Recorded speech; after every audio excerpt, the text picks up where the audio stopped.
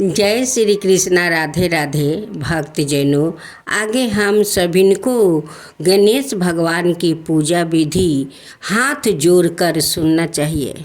बुधवार का दिन भी बड़ा खास होता है और इस दिन भगवान गणेश जी की पूजा की जाती है।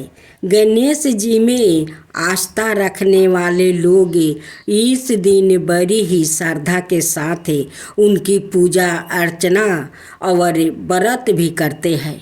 बुधवार व्रत का महत्व। बुध को बुद्धि का कारण माना गया है, जो कि एक महत्वपूर्ण ग्रह भी है। अगर किसी की कुंडली में बाधा खराब हो तो उसके जीवन में कभी भी तरक्की नहीं होती है, साथ ही उसे कभी भी कामयाबी नहीं मिलती है। बुध को व्यापार और बहन बेटी का कारक भी माना जाता है। इस दिन भगवान गणेश का दिन होता है, जो कि वृद्धि के देवता माने जाते हैं, जो अपने भक्तों के सभी विघ्न बाधाओं को हरण कर लेते हैं, इसलिए उन्हें विघ्नहर्ता भी कहा जाता है। अगर कोई इनका सच्चे मन से पूजन करे तो उनको जीवन में धन और सुख समृद्धि की कभी कमी नहीं रहती। इस व्रत को करने से आपके अन्न के भंडार कभी खाली नहीं होते। भगवान गणेश जी ने विघ्नहर्ता भी कहा जाता है। इनकी पूजा अर्चना करने से जीवन के सभी दुख दूर हो जाते हैं। इस दिन व्रत रखने का भी विधान है। अगर कोई इस दिन सच्चे मन से गणेश जी की आराधना करता है तो उसका जीवन में धन और सुख समृद्धि की कभी कमी नहीं रहती। यदि आपका कमाया हुआ धन व्यर्थ जा रहा है तो बुधवार का व्रत करें। अब बुधवार व्रत की विधि। गणेश जी की पूजा करने से पहले संकल्प ले, क्योंकि किसी भी पूजा को शुरू करने से पहले संकल्प लेना आवश्यक है। बुधवार के व्रत को 7, 21 या 45 बुधवार तक किया जाना चाहिए और इसकी शुरुआत महीने के शुक्ल पक्ष से ही उचित माना जाता है। बता दें कि किसी भी व्रत की शुरुआत पितृ पक्ष या कृष्णा पक्ष में नहीं करना चाहिए। बुधवार को सुबह स्नान ध्यान से निमृत होकर सबसे पहले तांबे के पात्र में भगवान गणेश जी का मूर्ति स्थापित करें। पूजा के लिए पूर्व दिशा की ओर मुख करना शुभ होता है। यदि पूर्व दिशा में मुख करना संभव ना हो तो आप उत्तर दिशा की ओर मुख करके भी पूजा की शुरुआत कर सकते हैं। आसन पर बैठकर भगवान गणेश जी की फूल, धूप, दीप, कपूर, चंदन से पूजा अर्चना करें।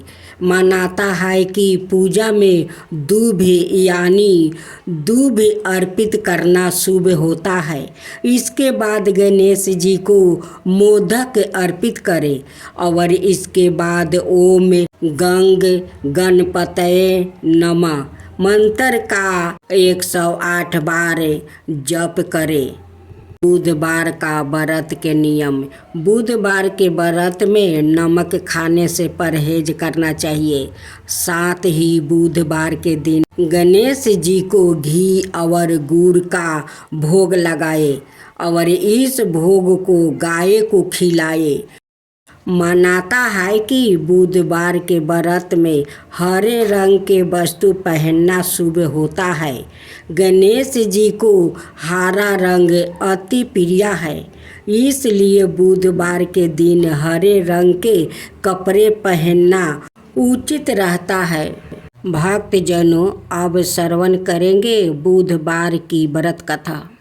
एक समय की बात है कि साहूकार अपनी पत्नी को लाने के लिए अपने ससुराल गया। कुछ दिन रहने के बाद उसने अपनी पत्नी के साथ अपने घर आने की सोची। दुर्भाग्य से उस दिन बुधवार का दिन था। लड़की के परिवार वालों ने कहा कि आज बुधवार का दिन है, जो कि किसी कार्य हेतु शुभ नहीं माना जाता है, इसलिए आज तुम मत जाओ। किंतु साहूकार ने किसी की एक नहीं बात मानी और अपनी पत्नी समेत अपने ससुराल से घर को प्रस्थान किया।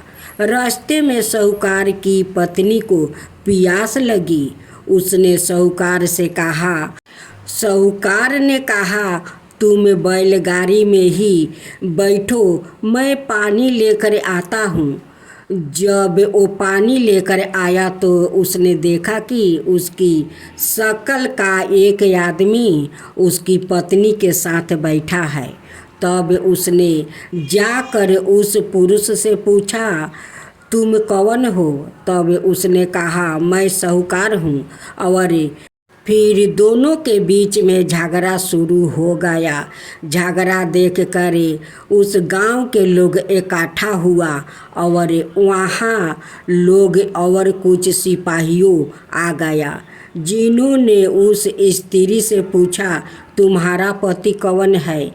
तब वो इसका उत्तर ना दे सकी और साहूकार अपने मन में कहने लगा कि यह प्रभु की कैसी लीला है। तब आकाशवाणी हुई और बोली, मूर्ख, आज बुधवार का दिन था, तब भी तूने आज ही गौना करा कर लाया है। यह सब भगवान बुद्ध देव के प्रकोप से हो रहा है। वो तुझसे रूठा हुआ है। तब साहूकार ने भगवान बुद्ध देव से क्षमा याचना किया। तब वो आकाशवाणी खत्म हो गई और इंसान के रूप में आए बुद्ध देव भी अदृश्य हो गया। और फिर साहूकार अपनी पत्नी संग घर गया और भगवान बुद्ध देव की पूजा की। जो भी इस व्रत कथा को सुनता है, उसको बुधवार की यात्रा करने का पाप नहीं लगता है। अब दूसरा कथा। समातापुर नगर में मधुसूदन नाम का एक व्यक्ति रहता था। वो बहुत धनवान था। मधुसूदन का विवाह बलिरामपुर नगर की सुंदर और गुणवती लड़की संगीता से हुआ था। एक बार मधुसूदन अपनी पत्नी को लेने बुधवार के दिन बलिरामपुर गया। मधुसूदन ने पत्नी के माता पिता से संगीता को विदा करने के लिए कहा। माता पिता बोले, बेटा, आज बुधवार है। बुधवार को किसी भी शुभ कार्य के लिए यात्रा नहीं करते हैं। लेकिन मधुसूदन ने नहीं माना। उसने ऐसी शुभ अशुभ की बातों को नहीं मानते कि बात कहीं बहुत आग्रह करने पर संगीता के माता पिता ने बेबस होकर दोनों को विदा कर दिया। दोनों ने बैलगाड़ी से यात्रा आरंभ की। 2 कोस की यात्रा के बाद उसकी गाड़ी का एक पहिया टूट गया। वहाँ से दोनों ने पैदल ही यात्रा शुरू की। रास्ते में संगीता को प्यास लगी। मधुसूदन ने उसे एक पेड़ के नीचे बैठाकर जल लेने चला जाता है। थोड़ी देर बाद जब मधुसूदन कहीं से जल लेकर वापस आया तो वो बुरी तरह हैरान हो उठा, क्योंकि उनकी पत्नी के पास उसकी ही शकल सूरत का एक दूसरा व्यक्ति बैठा था। संगीता भी मधुसूदन को देखकर हैरान रह गई। वो दोनों में कोई अंतर नहीं कर पाई। मधुसूदन ने उस व्याकृत से पूछा, तुम कौन हो और मेरी पत्नी के पास क्यों बैठे हो? मधुसूदन की बात सुनकर उस व्याकृत ने कहा, अरे भाई, यह मेरी पत्नी संगीता है। मैं अपनी पत्नी को ससुराल से विदा कराकर लाया हूँ। लेकिन तुम कौन हो जो मुझसे ऐसा प्रश्न कर रहे हो? मधुसूदन ने लगभग चीखते हुए कहा, तुम जरूर कोई चोर या ठग हो। यह मेरी पत्नी संगीता है। मैं इसे पेड़ के नीचे बैठाकर वो जल लेने गया था। इस पर उस व्याकृत ने कहा, अरे भाई, झूठ तो तुम बोल रहे हो। संगीता को प्यास लगने पर जल लेने तो मैं गया था। अब मैंने तो जल लाकर अपनी पत्नी को पिला भी दिया है। अब तुम चुपचाप यहाँ से चलते बनो, नहीं तो किसी सिपाहियों को बुलाकर तुम्हें पकड़वा दूंगा। दोनों एक दूसरे से लड़ने लगे। उन्हें लड़ते देखकर बहुत से लोग वहाँ इकट्ठा हो गया। नगर के कुछ सिपाही भी वहाँ आ गया। सिपाही उन दोनों को पकड़कर राजा के पास ले गया। सारी कहानी सुनकर राजा भी कोई निर्णय नहीं कर पाया। संगीता भी उन दोनों में से अपने वास्तविक पति को नहीं पहचान पा रही थी। राजा ने दोनों को कारागार में डाल देने के लिए कहा। राजा के फैसले पर असली मधुसूदन भयभीत हो उठा। तभी आकाशवाणी हुई, मधुसूदन, तूने संगीता के माता पिता की बात नहीं मानी है और बुधवार के दिन अपने ससुराल से प्रस्थान किया है। यह सब भगवान बुद्धदेव के प्रकोप से हो रहा है। मधुसूदन ने भगवान बुद्धदेव से प्रार्थना की कि हे भगवान बुद्धदेव, मुझे क्षमा कर दीजिए। मुझसे बहुत बड़ी गलती हुई है। भविष्य में अब कभी बुधवार के दिन यात्रा नहीं करूँगा और सदाए बुधवार को आपका व्रत किया करूँगा। मधुसूदन के प्रार्थना करने से भगवान बुद्धदेव ने उसे क्षमा कर दिया। तभी दूसरा व्याकृत राजा के सामने से गायब हो गया। राजा और दूसरे लोग इस चमत्कार को देखकर हैरान रह गया। भगवान बुद्धदेव की इस अनुकंपा से राजा ने मधुसूदन और उसकी पत्नी को सम्मान पूर्वक विदा किया। कुछ दूर चलने पर रास्ते में उन्हें बैलगाड़ी मिल गई। बैलगाड़ी का टूटा हुआ पहिया भी जोड़ा हुआ था। दोनों उसमें बैठकर समातापुर की ओर चल दिया। मधुसूदन और उसकी पत्नी संगीता दोनों बुधवार को व्रत करते हुए आनंद पूर्वक जीवन यापन करने लगा। भगवान बुद्धदेव की अनुकंपा से उनके घर में धन संपत्ति की वर्षा होने लगी। जल्दी ही उनके जीवन में खुशियाँ ही खुशियाँ भर गया। बुधवार का व्रत करने से स्त्री पुरुष के जीवन में सभी मंगल कामनाएं पूरी होती है और व्रत करने वाले को बुधवार के दिन किसी आवश्यक काम से यात्रा करने पर कोई कष्ट भी नहीं होता है। गणेश जी की आरती। जय गणेश जय गणेश जय गणेश देवा। माता जाकी पार्वती पिता महादेवा। एक दंत दयावंती चार भुजधारी, माथे सिंदूर सोहे मूस की सवारी। पान चढ़े फूल चढ़े और चढ़े मेवा, लड्डुअन का भोग लगे संत करे सेवा। जय गणेश जय गणेश जय गणेश देवा। माता जाकी पार्वती पिता महादेवा। अंधन को आँख देते कोढ़ियन को काया, अंधन को आँख देते कोढ़ियन को काया। बाजिन को पुत्र देते निर्धन को माया, सूर शाम शरण आए सफल की जो सेवा। सूर शाम शरण आए सफल की जो सेवा। जय गणेश जय गणेश जय गणेश देवा। माता जाकी पार्वती पिता महादेवा।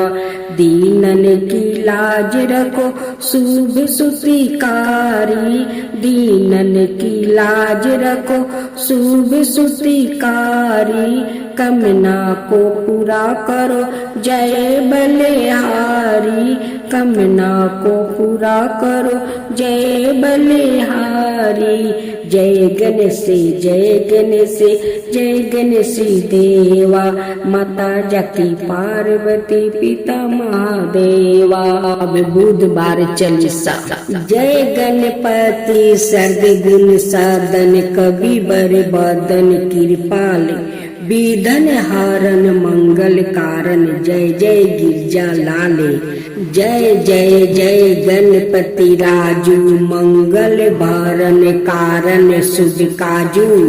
जय गजबदन सदन सुखदाता, बीस विनायक बुद्धि विधाता।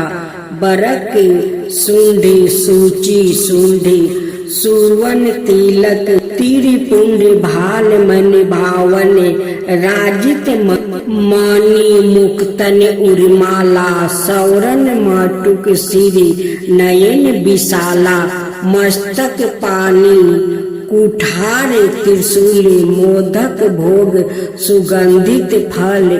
सुंदर पीताम्बर तन सजिते, चरण पटुका मुनि मन राजते।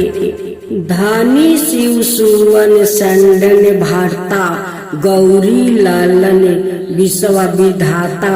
रिधि सीधी तव चावर डोलावे, मूसक वाहन सोहते तारे। कहो जन्म शुभ गाथा तुम्हारी, अति सूची पवन मंगलकारी। एक समय गिरिराज कुमारी, पुत्रा हेतु तप किन्हा भारी। भयो जब जब पूरन अनुपा, तब पहुँचो तुम्हें धारी। धीर्ज रूपा अतिथि जानी, कहो गौरी सुखारी।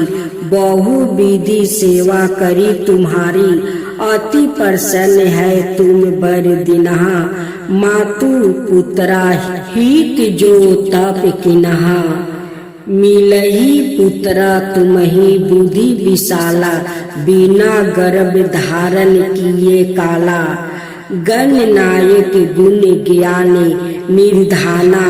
पूजित प्रथम रूप भगवाना, अस कहीं अंतर ध्यान रूप है। पालना पर बालक सवा रूप है। बनी शिशु रुदन जबही, तुम ठाना लखी मुखी। सुख नाही गौरी समाना, सकल मगन सुख मंगल गवाही। नबते सूरन सुमन, शंभु उमा बहु दान लुटवाही। सुर मुनि जन सुते देखन आवही, लखी अति आनंद मंगल साजा। देखन भी आए सनी राजा, निज अवगुण गुनी सनी मन माही। बालक देखन चाहता नाही, गिरजा कुछ मन भेद बढ़ावे, उत्साह मोरना सनी तुम्हें भावे। कहन लगे सनी मन सुख चाही, का करियो शिशु मोहि देखाई। नाही विश्वास उमा कर भाऊ, सनी सो बालक देखने कहू। परतही सनी दृष्टि कोने, प्रकाशा बालक सिर उड़ गयो आकाशे। गिरजा गिरी व्याकुल है, धरनी सो दुख दशा गयो नहीं बरनी। हाहाकार मचो कैलाशे, सनी किन्हो लखी सूत को नासा। तुरत गरुड़ चढ़ी विष्णु सीधारे, काटी चक्रा सो गज सिर लाया। बालक के धर ऊपर धरो, प्राण मंत्र पढ़ा शंकर धरो। नाम गणेश शुभ तब किन्हे, प्रथम पूजिया बुद्धि विधि बर दिनहे। बुद्धि परीक्षण जब शिव किन्हा, पृथ्वी की परीक्षण लिन्हा। चले संडन भरमी भुलाई, रची बैठे तुम बुद्धि उपाई। चरण मातु पिता के धर लिन्हे, तिनके साथ परीक्षण किन्हे। धनी गणेश कहीं सिहिए, हर्षे नभते सूरन सुमन बहु बरसे। तुम्हारी महिमा बुद्धि बराई, शेष साहस मुख सकेना गाई। मैं मतिहीन मलिनी दुखारी, करहूँ कवन विधि विनायक तुम्हारी।